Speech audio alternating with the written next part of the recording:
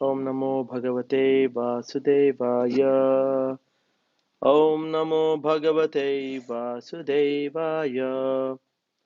ओम नमो भगवते वासुदेवाय। नमः विष्णुपादाय कृष्णप्रेष्ठाय भूतले श्रीमते भक्ति विकास स्वामिनिति नामिने। नमः ओम विष्णुपादाय कृष्णप्रेष्ठाय भूतले श्रीमते भक्ति वेदांत स्वामिनिति नामिने। नमस्ते सारस्वते देवे गौरवाणी प्रचारिणे निर्विशेषा शून्यवादी पाश्चात्य देश तारिणे। जय श्री कृष्ण चैतन्य प्रभु नित्यानंद श्री अद्वैता गदाधर श्रीवासादि गौर भक्त वृंदा। हरे कृष्णा कृष्ण कृष्ण हरे हरे, हरे राम राम राम हरे हरे। ओके, तो आज का जो टॉपिक है ये भगवत गीता का एक श्लोक है। भगवत गीता चैप्टर नंबर 3 श्लोका नंबर 37 कर्मयोग। और यहाँ पे भगवान बोल रहे हैं, श्री भगवान उवाच कामयेश क्रोधयेश रजो गुण समुद्भवः महाशनो महापाप्मा विद्येनामिह वैरिणम्। यहाँ पे अर्जुन को बता रहे हैं भगवान की काम वासना ही है जो हमारा सबसे बड़ा दुश्मन है। लस्ट, जो काम वासना, जो आप लोगों को पता है काम वासना का मतलब है कि काम वासना में सेल्फिशनेस होता है। सेल्फिशनेस, माय हैप्पीनेस, काम वासना का मतलब है। तो काम वासना होता क्या है एक्चुअली? काम वासना का मतलब है कि माय हैप्पीनेस। तो आप बोलोगे कि हमारा हैप्पीनेस, तो हमारे हैप्पीनेस में क्या क्या प्रॉब्लम है? हर कोई चाहता है कि हम लोग खुश रहें। प्रॉब्लम क्या है? लेकिन प्रॉब्लम यह है कि जब हम लोग सेल्फिश हो जाते हैं तो हमारी जो दो जो हमारी जो इच्छा है खुद को खुश करने की, वो दूसरों को डिस्टर्ब करती है। उसको बोलते हैं काम वासना। काम वासना जब भी होता है तो कोई दूसरा व्यक्ति डिस्टर्ब होता है, उसका एक लक्षण है। काम वासना का ऑपोजिट है प्रेम। तो प्रेम में ये होता नहीं है। काम वासना में, जैसे कि फॉर एग्जांपल आप बोलते हो कि मेरी खुशी, ठीक है भाई, आपको लगता है कि आप कुछ करोगे जिससे आप खुश हो जाओगे। एक व्यक्ति जो रेपिस्ट है, एक आतंकवादी है, वो भी बोलेगा मेरी खुशी भाई, मैं जो कर रहा हूँ, मैं आतंकवादी हूँ, मैं रेपिस्ट हूँ, मेरे को खुश और मुझे खुशी मिल रहा है जो मैं काम कर रहा हूँ। किसी को मार रहा हूँ, किसी को मैं बलात्कार कर रहा हूँ। तो प्रॉब्लम क्या हो रहा है यहाँ पे? हर जगह पे हो रहा है कि कोई दूसरा व्यक्ति आपसे डिस्टर्ब हो रहा है। हर काम वासना के पीछे ये होगा। जहां भी आप सेल्फिश हो गए वहां कोई ना कोई डिस्टर्ब होगा। फॉर एग्जाम्पल आप बोल रहे हो कि मैं वेजिटेरियन हूं, तो मेरे वजह से किसी को प्रॉब्लम नहीं हो रहा है। नहीं, नहीं। आप वेजिटेरियन होते ही वहां भी प्रॉब्लम होगा कि आप पेड़ पौधों को खाओगे, वहां भी आप किसी को हिंसा करोगे। उसमें भी जीवन है ना, लाइफ है ना। तो यू कैन नेवर बिकम, काम वासना से आप कभी किसी ना किसी को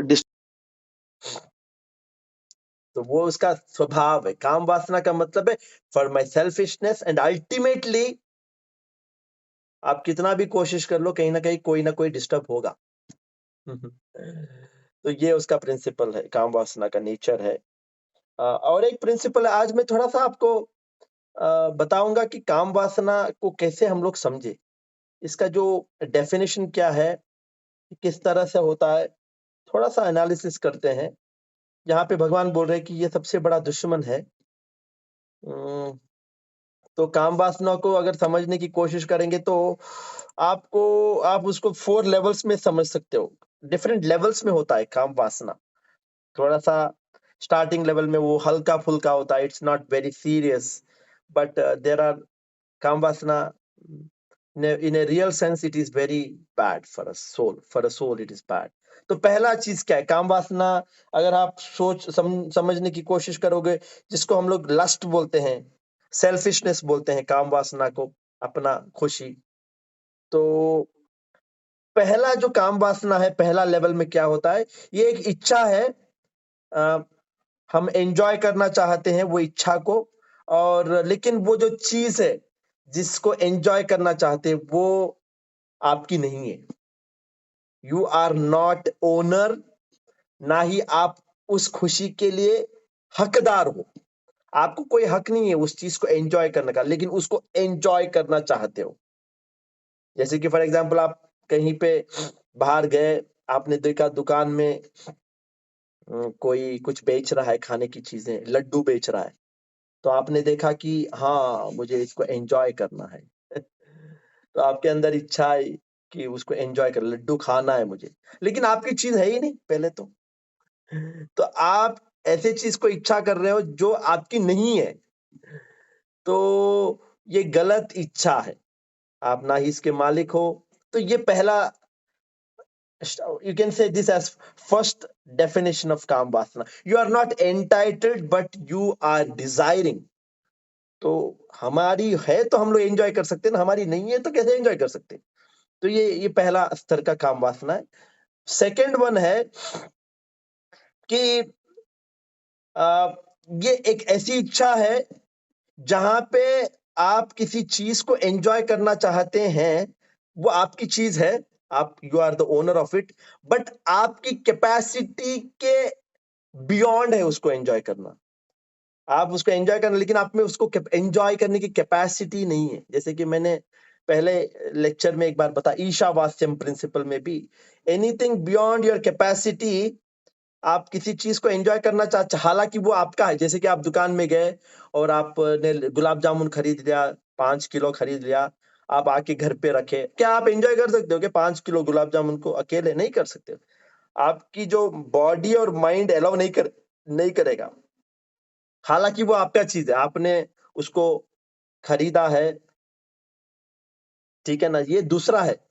तो beyond my capacity of mind and body, तो उसको भी काम वासना कहा गया। पहला चीज क्या है, आप हकदारी नहीं हो, आपका चीज है ही नहीं वो, उसको एंजॉय करना को काम वासना कहा गया। दूसरा है, आप हकदार हो लेकिन आपके अंदर क्षमता नहीं है उसको एंजॉय करने की, तो उसको भी काम वासना आप कहा गया है।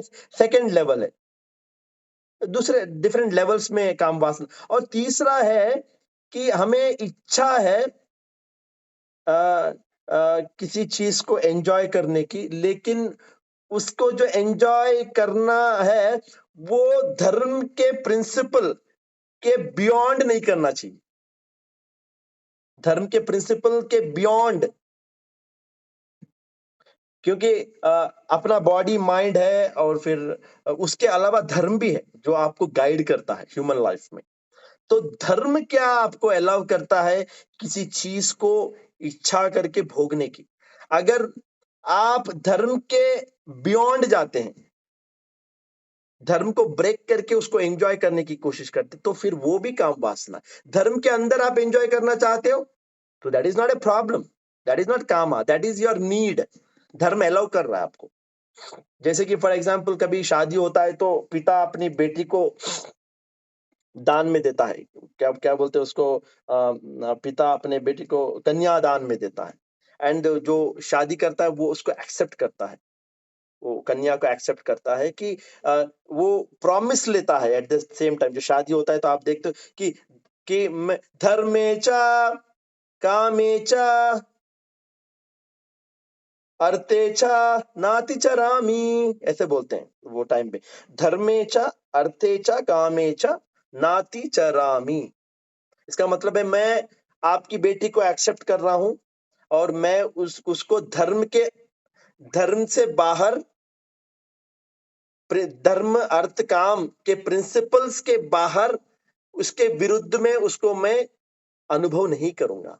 उसी के अंदर मैं उसको एक्सेप्ट करता हूं और उसको मैं अनुभव करूंगा। उनको जो स्त्री है, जो पुत्री है, नातिचरामी, ना अतिचरामी, उसके ऊपर, अतिचरामी, मैं उसके ऊपर मैं उसको एंजॉय नहीं कर। तो हमें बहुत सारे प्रिंसिपल्स को लेके आना पड़ेगा समझने के लिए काम को। तो धर्मेचा अर्थेचा कामेषु, धर्म भी आपको गाइड कर रहा है कि आपको ये चीजें हैं अलाउड है, ये चीजें आपको अलाउड नहीं है, इसको काम ना कर सकते, इसको इसको इसको भोग कर सकते हो। तो धर्म के अंदर रह के करना एक एक उसको भी काम। अगर आप धर्म के ऊपर चले गए तो फिर काम बन जाता है, काम वासना कहलाया जाता है। तो काम वासना क्या है? पहला स्थिति, पहला लेवल में कि आपका कोई चीज नहीं है, आप उसको भोगने की इच्छा है, तो वो काम हो गया।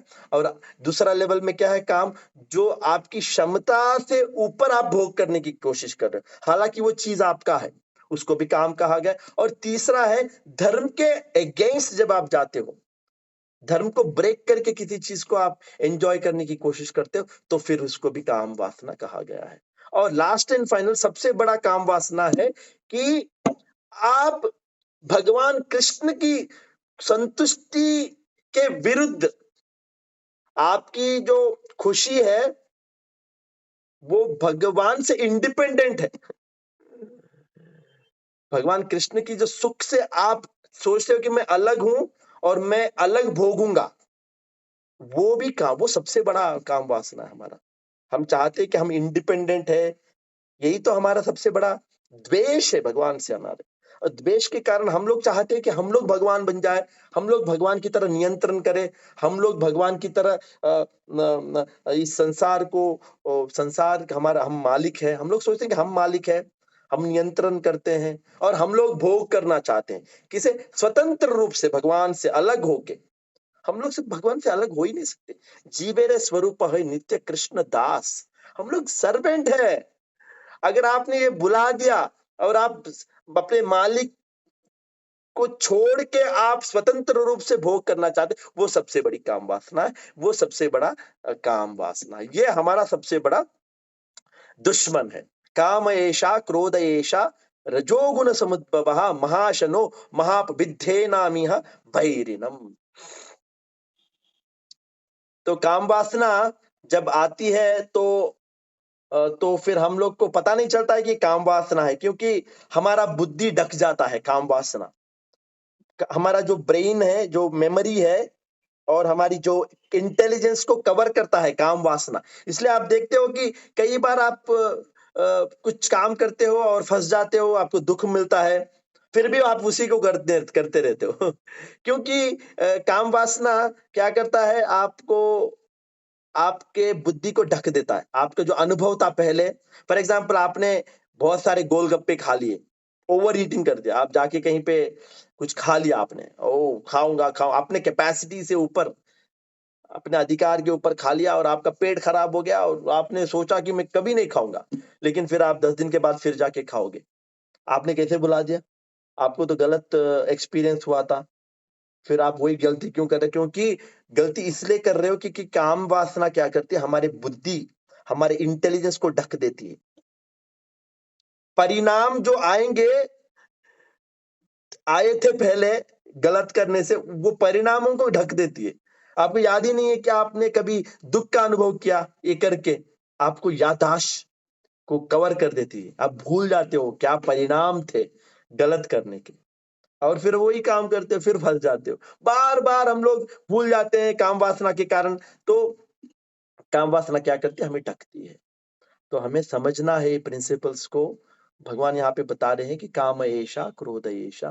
काम और प्रेम में ये अंतर है कि काम दूसरे को डिस्टर्ब करता है, प्रेम जब होता है तो प्रेम से कोई डिस्टर्ब नहीं होता है। क्योंकि जब प्रेम करते हैं तो भगवान से, तो सारा संसार को भगवान से जोड़ देते हैं और हर चीज को भगवान का समझ के जीते हैं हम लोग। हर व्यक्ति से प्यार, हर जीव से प्यार करते हैं, हर तत्व से प्यार करते हैं। फिर सेल्फिशनेस निकल जाता है। फिर हमें लगता है कि भगवान को जो खुश करता है वो करूंगा मैं। भगवान की खुशी में मेरी खुशी है। काम वासना में मेरी खुशी के बारे में सोचते हैं। प्रेम में भगवान की खुशी, भगवान जो चाहते हैं वो करूंगा। भगवान चाहते हैं कि हम लोग वेजिटेरियन रहे, वेजिटेरियन रहेंगे। भगवान जो चाहते हैं वो करेंगे, क्योंकि भगवान का है सब कुछ। भगवान डिसाइड करेंगे हमें क्या करना है। हम लोग किसी चीज के मालिक नहीं है। ठीक है ना? तो ये बहुत इंपॉर्टेंट है। आज का क्लास को आपको बहुत ध्यान से समझना पड़ेगा कि काम वासना क्या है, किस अलग अलग लेवल्स में काम वासना काम करता है। और उसके अनुसार आपको प्रेम को लेके आना पड़ेगा। प्रेम ही है जो सबसे बड़ा धर्म है हमारे लिए। ओके? तो आशा करता हूँ कि आप लोगों को कुछ आज सीखने को नया मिला। तो शिला प्रभुपाद की जय, भगवत गीता यथारूप की जय, शिला प्रभुपाद की जय। हरे कृष्ण।